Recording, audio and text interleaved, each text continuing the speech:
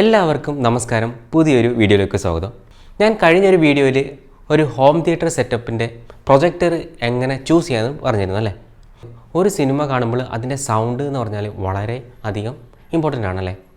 അപ്പം സൗണ്ടും അതോടൊപ്പം നമ്മുടെ വിഷ്വൽ എക്സ്പീരിയൻസ് ഇത് രണ്ടും കൂടി ചേർന്നാൽ മാത്രമേ നമുക്ക് നല്ലൊരു സിനിമാറ്റിക് എക്സ്പീരിയൻസ് കിട്ടും. അപ്പം ആ സിനിമാറ്റിക് എക്സ്പീരിയൻസിന് വേണ്ടിയിട്ട് നമുക്ക് പുതിയൊരു ഹോം തിയേറ്റർ പരിചയപ്പെടാം. ഒരു ഹോം തിയേറ്റർ വാങ്ങുമ്പോൾ നമ്മൾ എന്തെല്ലാം ശ്രദ്ധിക്കണം, അതോടൊപ്പം ബജറ്റ് ഫ്രണ്ട്ലി ആയിട്ട് എങ്ങനെ ഹോം തിയേറ്റർ വാങ്ങാം, ഇതൊക്കെ ഈ വീഡിയോയിലുണ്ട്. പുതിയൊരു വീഡിയോയിലേക്ക് എല്ലാവർക്കും സ്വാഗതം.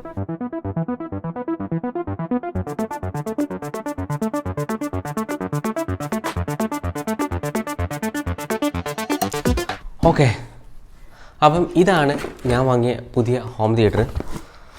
ക്രിപ്റ്റൺ എന്ന ബ്രാൻഡിൻ്റെ ഹോം തിയേറ്ററാണ്. ഏകദേശം 2 ഇയർ വാറൻറ്റി ഇവർ പറയുന്നുണ്ട്. അതോടൊപ്പം തന്നെ ബ്ലൂടൂത്ത് കണക്ടിവിറ്റി ഉണ്ട്. നമുക്കറിയാം ബജറ്റ് ഫ്രണ്ട്ലി ആയിട്ടുള്ള മിക്ക ഹോം തിയേറ്റേഴ്സിനും ബ്ലൂടൂത്ത് എനേബിൾഡ് ആയിട്ട് വരാറില്ല. അതോടൊപ്പം തന്നെ USB സപ്പോർട്ടുണ്ട്, അതുപോലെ തന്നെ മെമ്മറി കാർഡ് സപ്പോർട്ടുണ്ട്, അതുപോലെ തന്നെ FM റേഡിയോ ഉണ്ട്. അപ്പോൾ ഇതൊക്കെയുണ്ട്. ഏതായാലും മെമ്മറി കാർഡൊന്നും നമ്മൾ ഈ കാലത്ത് യൂസ് ചെയ്യില്ല.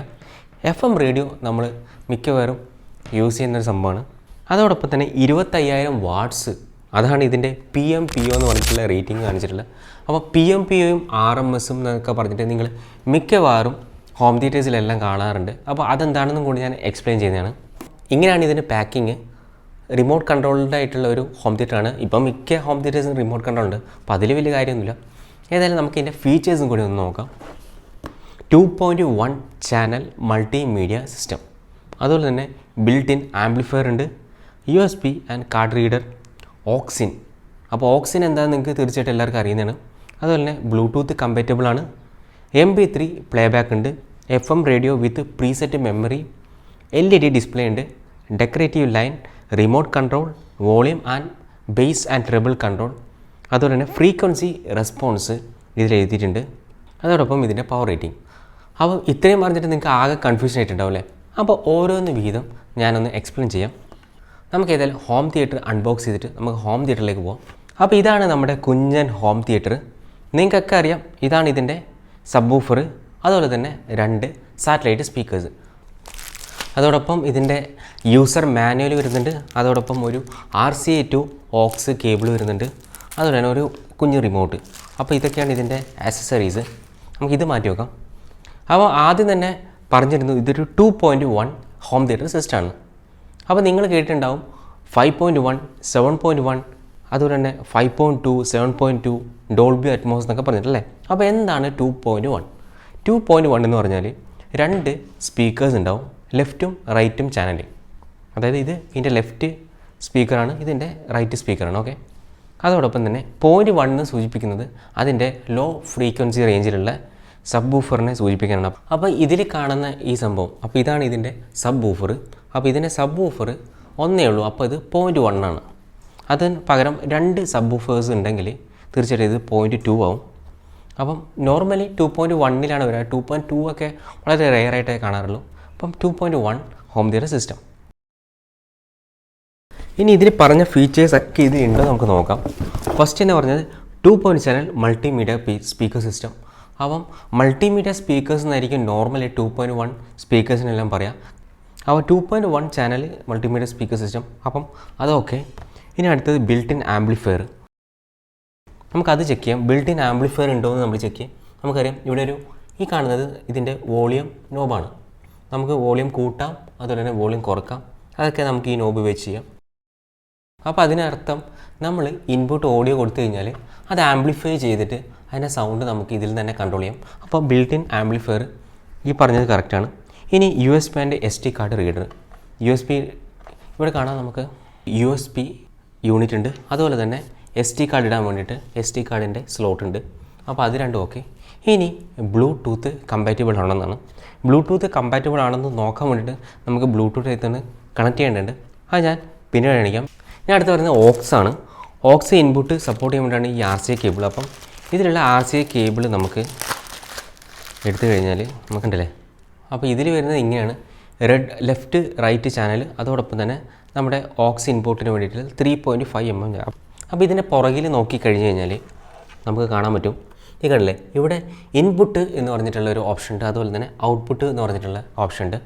ഇൻപുട്ടിൽ ഈ 2 പിന്നുകൾ കണക്ട് ചെയ്ത് കഴിഞ്ഞാൽ അതിനുശേഷം നമ്മുടെ ഓക്സി ഇൻപുട്ട് നമ്മുടെ ഫോണിൻ്റെ 3.5mm ജാക്കിൽ കണക്ട് ചെയ്ത് കഴിഞ്ഞാൽ നമുക്ക് സുഖമായിട്ട് ഇതിൽ പാട്ട് കേൾക്കാൻ പറ്റും. അപ്പം ഈ കാലത്ത് നമ്മൾ ഓക്സ് കേബിളൊന്നും അധികം യൂസ് ചെയ്യാറില്ല, മിക്കവാറും ബ്ലൂടൂത്താണ് യൂസ് ചെയ്യുക. പക്ഷേ ഹൈ ക്വാളിറ്റി ആയിട്ടുള്ള ഓഡിയോ എക്സ്പീരിയൻസ് വേണമെന്നെങ്കിൽ തീർച്ചയായിട്ടും ഓക്സ് നിങ്ങൾക്ക് യൂസ് ചെയ്യാം. ഇത് മാറ്റി വെക്കാം. ഇനി പറയുന്നത് FM ആണ്. അപ്പം FM ഉണ്ടോയെന്നും നമുക്ക് നോക്കേണ്ടത്. അതിന് മുമ്പ് ജസ്റ്റ് പുറകിലുള്ള കോൺഫിഗറേഷൻ പറയാം. ഈ കാണുന്നത് FM-ൻ്റെ ആൻറ്റിനയാണ്. നമുക്കറിയാം പണ്ടത്തെ റേഡിയോയിലെല്ലാം ഒരു വലിയ ഏരിയൽ ഉണ്ടാവില്ലേ, അപ്പോൾ ഒരു ഹോം തിയേറ്റർ സെറ്റപ്പിന് കാഴ്ചക്ക് അത്ര ഭംഗിയില്ലാത്തതുകൊണ്ട് തന്നെ ഒരു വയറാണ് ഇതിൽ യൂസ് ചെയ്യുന്നത്. അപ്പം ഒരു ആൻറ്റിനേൻ്റെ അത്രയും റിസപ്ഷൻ ഉണ്ടാവില്ല, എന്നാലും നമുക്ക് ഈ വയർ ഉപയോഗിച്ചിട്ട് റേഡിയോ സ്റ്റേഷൻസൊക്കെ സ്കാൻ ചെയ്യാം. അതോടൊപ്പം തന്നെ ഇവിടെ കാണാം പിന്നെ ഒരു ഓൺ ഓഫ് സ്വിച്ച് ഉണ്ട്, അതുപോലെ തന്നെ നമ്മുടെ പവർ വരുന്ന കേബിൾ. അപ്പം ഇത്രയും സെറ്റപ്പാണുള്ളത്. ഇനി നമ്മുടെ ലെഫ്റ്റ് ആൻഡ് റൈറ്റ് സ്പീക്കേഴ്സ് ഞാനിപ്പോൾ ഇത് കണക്ട് ചെയ്തിട്ടുണ്ട്. പക്ഷേ ഇതെങ്ങനെ കണക്ട് ചെയ്യുന്നത് വെച്ചാൽ വളരെ ഈസിയാണ്. നമ്മൾ ഔട്ട്പുട്ട് ചാനലിൽ നമ്മൾ നോക്കുക. 2.1 എന്ന് പറഞ്ഞാൽ നമുക്കറിയാം സ്റ്റീരിയോ സ്പീക്കേഴ്സാണല്ലേ. അപ്പം സ്റ്റീരിയോവിൻ്റെ കറക്റ്റായിട്ടുള്ള എക്സ്പീരിയൻസ് വേണമെങ്കിൽ തീർച്ചയായിട്ടും ലെഫ്റ്റും റൈറ്റും തമ്മിൽ മാറിപ്പോകാൻ പാടില്ല. അപ്പോൾ എൻ്റെ സൈഡിൽ ഇപ്പം ഉള്ളത് ലെഫ്റ്റ് സൈഡിൽ സ്പീക്കേഴ്സാണ് അല്ലേ. അപ്പോൾ നമ്മൾ ഫ്രണ്ട് ഡയറക്ഷനിൽ ഫേസ് ചെയ്യുമ്പോൾ നമ്മുടെ ലെഫ്റ്റ് സ്പീക്കർ ഇവിടെ ഉണ്ട്. അപ്പോൾ ലെഫ്റ്റ് സ്പീക്കേഴ്സ് നമ്മൾ ലെഫ്റ്റിൽ തന്നെ കണക്ട് ചെയ്യുക. അതുപോലെ തന്നെ നമ്മുടെ റൈറ്റ് സ്പീക്കർ തീർച്ചയായിട്ടും നമ്മൾ റൈറ്റിൽ തന്നെ കണക്ട് ചെയ്യുക. അപ്പം വളരെ നല്ലൊരു സ്റ്റീരിയോ എക്സ്പീരിയൻസ് നമുക്ക് കിട്ടും. അപ്പോൾ നമുക്കിത് കണക്ട് ചെയ്തിട്ടുണ്ട്. നമുക്കിനി ഇത് തിരിച്ചു വെക്കാം. അപ്പോൾ കണക്ഷൻ്റെ സംഭവം മനസ്സിലായി.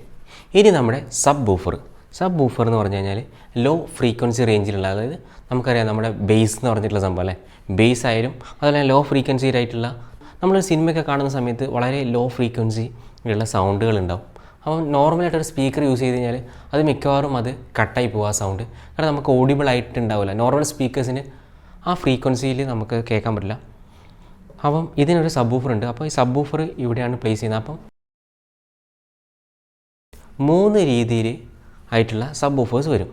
അതിൻ്റെ ഫയറിങ് എങ്ങോട്ടാണെന്നുള്ള ഡയറക്ഷൻ അനുസരിച്ചായിരിക്കും ഈ ക്ലാസിഫിക്കേഷൻ. അപ്പം ഇതൊരു സൈഡ് ഫയറിങ് സബ് ബൂഫറാണ്. അപ്പോൾ നമുക്ക് കാണാം ഇതിൻ്റെ സബ് ബൂഫറിൻ്റെ പുറത്തേക്കുള്ള എയറിൻ്റെ ഫ്ലോ സൈഡിലേക്കാണ്. അതോടൊപ്പം തന്നെ സബ് ബൂഫറിൻ്റെ പ്ലേസ്മെൻറ്റ് സൈഡിൽ തന്നെയാണ്.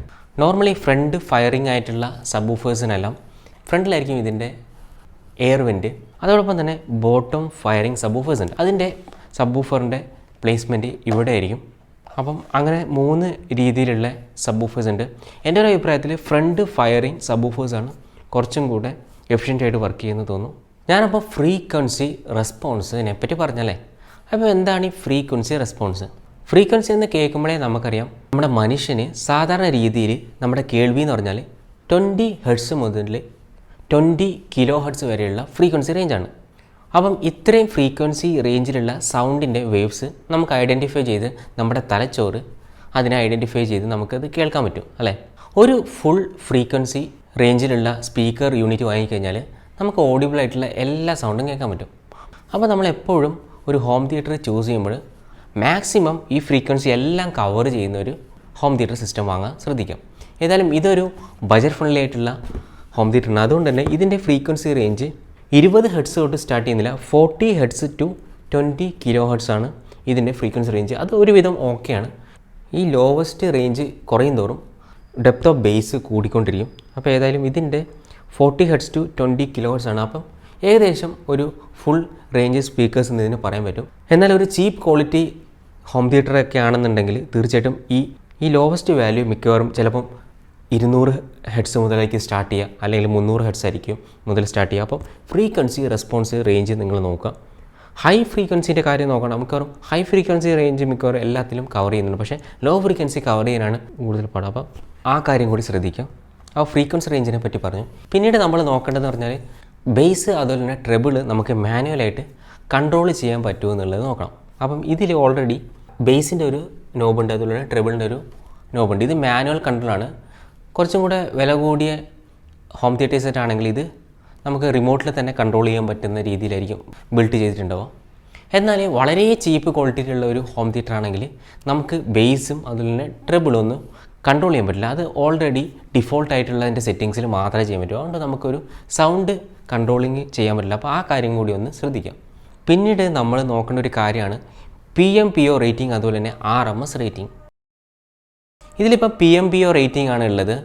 എന്നാൽ നിങ്ങളൊരു നല്ല ക്വാളിറ്റി അല്ലെങ്കിൽ ഒരു ബ്രാൻഡഡ് ആയിട്ടുള്ള ഒരു ഹോം തിയേറ്ററാണ് വാങ്ങുന്നതെങ്കിൽ തീർച്ചയായിട്ടും RMS വാല്യൂ അത് ശ്രദ്ധിക്കുക. PMPO എന്ന് പറഞ്ഞു കഴിഞ്ഞാൽ നമ്മുടെ ഹോം തിയേറ്റർ സ്പീക്കർ സിസ്റ്റം പുറത്തേക്ക് തരുന്ന ഔട്ട്പുട്ടിൻ്റെ ഒരു മെഷർമെൻ്റാണ്. PMPOനെക്കാളും കുറച്ചും കൂടി ജെന്യൂൻ ആയിട്ടുള്ളത് RMS ആണ്. കാരണം RMS ആണ് അതിൻ്റെ എക്സാക്റ്റ് ആയിട്ടുള്ള ഇതിൻ്റെ ഔട്ട്പുട്ട് നമുക്ക് തരാൻ പറ്റുക. അപ്പോൾ അതിൻ്റെ ടെക്നിക്കലായിട്ടുള്ള ടേംസിലേക്ക് ഞാൻ അധികം പോകുന്നില്ല. എപ്പോഴും RMS വാല്യൂ നോക്കി മാത്രം നിങ്ങൾ ഹോം തിയേറ്റർ സിസ്റ്റം വാങ്ങാം. PMPO നോക്കാൻ പോകരുത്. കാരണം PMPO എന്ന് പറഞ്ഞാൽ ടോട്ടലായിട്ടുള്ള ഔട്ട്പുട്ടാണ്. അത് ഒരുപാട് ഫാക്ടേഴ്സ് ഇതിനെ ഇൻഫ്ലുവൻസ് ചെയ്യുന്നുണ്ട്. അതുകൊണ്ട് വിചാരിച്ച എത്ര ഔട്ട്പുട്ട് നമുക്കിൽ കിട്ടില്ല. ഇനി തിയറി പാർട്ടൊക്കെ അവിടെ നിൽക്കട്ടെ, നമുക്കിനി ഈ ഹോം തിയേറ്റർ സിസ്റ്റം ഒന്ന് വർക്ക് ചെയ്യിപ്പിച്ച് നോക്കാം. ഏതായാലും ഞാൻ പവറിലേക്കൊന്ന് കണക്ട് ചെയ്യാം. ഓക്കെ, നമ്മളിതിപ്പോൾ പവർ കണക്ഷൻ കൊടുത്തിട്ടുണ്ട്. അപ്പോൾ ഇതിൽ ഫസ്റ്റ് തന്നെ തെളിച്ച് വരുന്നത് BT എന്നാണ്. ഡിഫോൾട്ടായിട്ട് ഇതിൽ ബ്ലൂടൂത്ത് മോഡാണ് ഓൺ ചെയ്യുമ്പോൾ തന്നെ വരുന്നത്. നമുക്ക് ഏതായാലും ബ്ലൂടൂത്തിൽ നമുക്കൊരു ഡിവൈസ് കണക്ട് ചെയ്ത് നോക്കാം. അപ്പോൾ എൻ്റെ കയ്യിലുള്ള ഫോൺ നമുക്കിതൊന്ന് കണക്ട് ചെയ്ത് നോക്കാം. ഇതിലേക്ക് ബ്ലൂടൂത്ത് നമുക്കൊന്ന് സെലക്ട് ചെയ്യാം. ബ്ലൂടൂത്തിൽ ലിസ്റ്റ് ഓഫ് ഡിവൈസസ്. ഓക്കെ, ഇതിലിപ്പം എഴുതിയിട്ടുള്ളത് KNM-S5199 എന്നാണ്. അപ്പോൾ അതാണ് ഇതിൻ്റെ മോഡൽ നമ്പർ. അപ്പം നമ്മൾ ജസ്റ്റ് ഒന്ന് കണക്ട് ചെയ്യാം. ഓക്കെ, കണക്ട് ചെയ്യുമ്പോൾ തന്നെ പെയറിംഗ് എന്ന് പറഞ്ഞാൽ റിക്വസ്റ്റ് വന്നിട്ടുണ്ട്. അപ്പോൾ കണ്ടില്ലേ, ഒരു സൗണ്ട് കേട്ടു. നമുക്കറിയാം വളരെ ചീപ്പായിട്ടുള്ള ഹോം തിയേറ്റേഴ്സിനൊക്കെ കണക്ഷന് തന്നെ ഒരു എന്താ പറയുക, വളരെ വലിയൊരു സൗണ്ടെല്ലാം കേൾക്കാം. The Bluetooth device is ready to pair. Device is connected successfully. അപ്പോൾ ഏതായാലും കണക്ഷൻ്റെ സൗണ്ട് ഏതായാലും കൊള്ളാം. ചെറിയൊരു സൗണ്ട്, അധികം ഒച്ചപ്പാടും ബഹളമൊന്നുമില്ല. അങ്ങനെ കണക്ട് ചെയ്തു. ഇനി നമുക്കൊരു സോങ് പ്ലേ ചെയ്ത് നോക്കാം. നമുക്ക് സൗണ്ട് ഒന്ന് കൂട്ടി നോക്കാം. ഇതാണ് എൻ്റെ വോളിയം. അതുപോലെ തന്നെ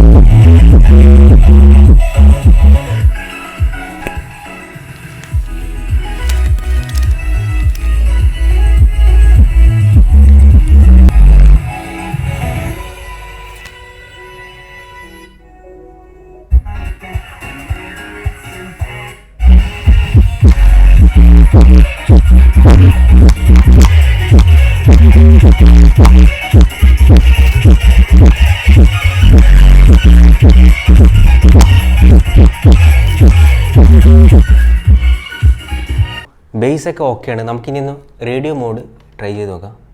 അപ്പോൾ ഇതാണ് ഇതിൻ്റെ വോളിയം കൺട്രോള്. നമുക്ക് FM-ലേക്ക് പോകാം.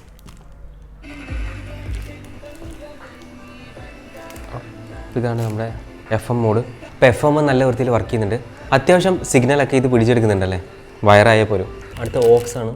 ഓക്സ് വഴി നമുക്ക് ജസ്റ്റ് ഒന്ന് കണക്ട് ചെയ്ത് നോക്കാം സംഭവം വർക്ക് ചെയ്യുന്നുണ്ടോ. അപ്പോൾ ഞാൻ ജസ്റ്റ് ഒന്ന് ഇതിലേക്ക് കണക്ട് ചെയ്യാണ്. ഓക്കെ, അപ്പോൾ ഇതും വർക്ക് ചെയ്യുന്നുണ്ട്. നമുക്ക് സൗണ്ട് ഒന്ന് കൂട്ടി നോക്കാം.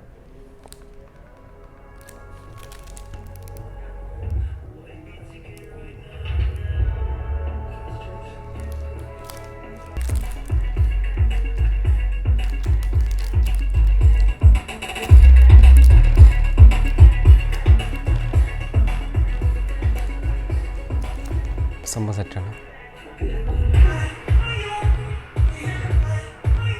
അപ്പം ഓക്സും വർക്ക് ചെയ്യുന്നുണ്ട്.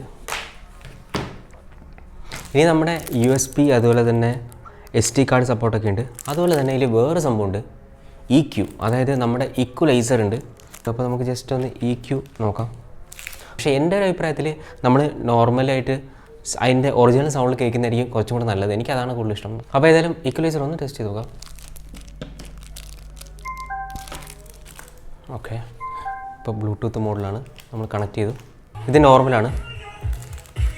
നമുക്കിനി ഈക്വലൈസർ നോക്കി ഇപ്പോൾ കണ്ടില്ലേ, ഇത് പോപ്പിൽ മാറി.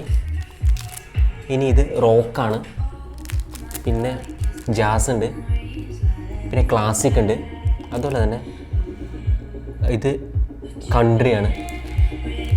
ഇത് ഓക്കെ, നമുക്ക് ഏതായാലും നോർമൽ തന്നെ ഇടാം. Pop, rock, jazz, classic. Okay, ഇത് നോർമലാണ്. അപ്പോൾ ഇതൊക്കെയാണ് ഈ ഹോം തിയേറ്ററിൻ്റെ വിശേഷങ്ങൾ. ഇനി നിങ്ങൾക്കൊരു സംശയം ഉണ്ടായിരിക്കും അല്ലേ, 5.1 വാങ്ങണോ 2.1 ഹോം തിയേറ്റേഴ്സ് വാങ്ങണമെന്ന്. അപ്പോൾ ഈ 5.1ഉം 2.1ഉം തമ്മിൽ സ്പീക്കേഴ്സിൻ്റെ എണ്ണത്തിൽ വ്യത്യാസമുണ്ട്, അതുപോലെ തന്നെ അതിൻ്റെ ടെക്നോളജീൻ്റെ കാര്യത്തിൽ വ്യത്യാസമുണ്ട്. അപ്പം എന്താണ് 5.1 ഹോം തിയേറ്റർ എന്ന് നോക്കാം. നോർമലായിട്ടുള്ള രീതിയിൽ നമ്മുടെ മൂവി വാച്ചിങ് എക്സ്പീരിയൻസിന് 5.1 ആണ് പ്രിഫർ ചെയ്യാറ്. പക്ഷേ എൻ്റെ അഭിപ്രായത്തിൽ നിങ്ങൾ മ്യൂസിക്കാണ് കൂടുതൽ ലിസൺ ചെയ്യുന്നുണ്ടെങ്കിൽ 2.1 ആണ് കൂടുതൽ കൺവീനിയൻറ്റ്. കാരണം മിക്കവാറും സോങ്സൊക്കെ സ്റ്റീരിയോയിലായിരിക്കും വരുന്നത് അല്ലേ. അപ്പോൾ സ്റ്റീരിയോ സോങ്സ് 2.1 പ്ലേ ചെയ്യുമ്പോൾ നമുക്ക് കുറച്ചും കൂടി അതിൻ്റെ ഒറിജിനൽ എഫക്റ്റ് കിട്ടും. എന്നാൽ 5.1 പ്രോ ലോജിക് എന്ന് പറഞ്ഞിട്ടുള്ളൊരു ഫംഗ്ഷൻ ഉണ്ട്.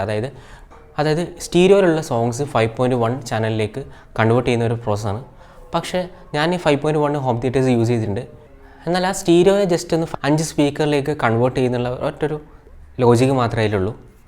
അതുപോലെ തന്നെ 5.1 ഓഡിയോ ഉള്ള സിനിമാസ് ഉണ്ട് അല്ലേ. 5.1 ഓഡിയോ സപ്പോർട്ടഡ് ആയിട്ടുള്ള സിനിമാസ് ഉണ്ടെങ്കിൽ നിങ്ങൾക്ക് 5.1 ഹോം തിയേറ്ററിലേക്ക് പോകാം. നോർമലായിട്ട് നമ്മളെ TV ചാനൽസ് കാണാനായാലും അല്ലെങ്കിൽ സോങ്സ് കേൾക്കാനൊക്കെ 2.1 തന്നെ ബജറ്റ് ഫ്രണ്ട്ലിയായിട്ട് നമുക്ക് വാങ്ങാം. അതുപോലെ വേറൊരു തെറ്റിദ്ധാരണയാണ് 5.1 ഹോം തിയേറ്ററിന് 2.1നേക്കാൾ കൂടുതൽ ബേസ് ഉണ്ടാകുന്നു. എന്നാൽ ബേസ് ഇതിനെയൊന്നുമല്ല ഡിപ്പെൻഡ് ചെയ്തിരിക്കുന്നത് നമ്മുടെ സബ് വൂഫറിൻ്റെ വലുപ്പത്തെയാണ്. ഇപ്പം ഇത് 4 ഇഞ്ചിൻ്റെ ഒരു സബ് വൂഫറാണ്, 6 ഇഞ്ച്, 12 ഇഞ്ച്, അങ്ങനെ പല സൈസിലുള്ള സബ് വൂഫേഴ്സ് ഉണ്ട്. ഏതായാലും ഇത് 4 ഇഞ്ചാണ്. ഇത് എനിക്കെന്തോ ഒരു മിനിമലിസ്റ്റിക് ആയിട്ടുള്ള ഒരു സബ് വൂഫറാണ്. എന്നാൽ 6 ഇഞ്ച്, 12 ഇഞ്ചിൻ്റെയൊക്കെ സബ് വൂഫറും ബേസിൻ്റെ കാര്യത്തിൽ നമുക്ക് കുറച്ചുകൂടി ഇൻക്രീസ് ചെയ്യണം. സൗണ്ട് ഔട്ട്പുട്ടിൻ്റെ കാര്യം നോക്കുകയാണെങ്കിൽ നമ്മൾ ഒരിക്കലും സ്പീക്കറിൻ്റെ എണ്ണത്തിലല്ല കാര്യം, സ്പീക്കറിൻ്റെ ഔട്ട്പുട്ട് വാട്ടേജ് നോക്കുക. ഇതിപ്പോൾ ഒരു 5 വാട്ടിൻ്റെ സ്പീക്കറാണ്, പകരം ഒരു 10 വാട്ടിൻ്റെയോ 12 വാട്ടിൻ്റെ സ്പീക്കേഴ്സാണ് യൂസ് ചെയ്യുന്നതെങ്കിൽ തീർച്ചയായിട്ടും നമുക്ക് ഹൈ ആയിട്ടുള്ളൊരു സൗണ്ട് ഔട്ട്പുട്ട് കിട്ടും. അതുപോലെ തന്നെ നിങ്ങളൊരു കാര്യം ശ്രദ്ധിക്കുക, ചില ആൾക്കാർ ചെയ്യുന്ന ഒരു കാര്യമാണ്, അതായത് ഓൾറെഡി 4 ഇഞ്ചിൻ്റെ സബ് വൂഫർ ഉള്ള ഒരു ഹോം തിയേറ്റർ സിസ്റ്റത്തിലേക്ക് 12 ഇഞ്ചിൻ്റെയോ അല്ലെങ്കിൽ 8 ഇഞ്ചിൻ്റെയോ ഒക്കെ സബ് വൂഫർ ഇൻസ്റ്റാൾ ചെയ്യുന്നത്.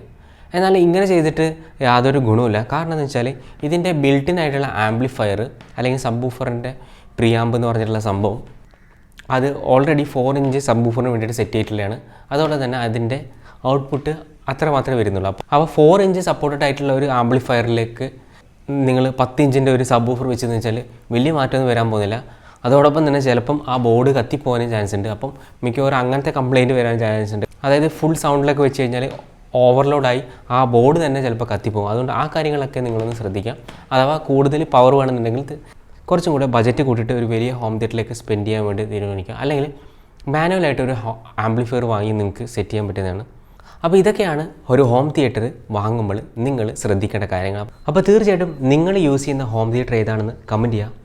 അതോടൊപ്പം ഹോം തിയേറ്റർ സിസ്റ്റം ചൂസ് ചെയ്യുമ്പോൾ എന്തൊക്കെ ശ്രദ്ധിക്കണം, അതോടൊപ്പം 2.1 ആണോ അതോ 5.1 ആണോ നിങ്ങൾ യൂസ് ചെയ്യുന്നത്, അതുപോലെ PMBO റേറ്റിംഗ് ആണോ RMS റേറ്റിംഗ് ആണോ നിങ്ങളുടെ ഹോം തിയേറ്ററിൽ റേറ്റ് ചെയ്തിട്ടുള്ളതെന്നൊക്കെ തീർച്ചയായിട്ടും കമൻറ്റ് ചെയ്യുക. അപ്പോൾ പുതിയൊരു വീഡിയോയിൽ കാണുന്നവരെ എല്ലാവർക്കും നമസ്കാരം.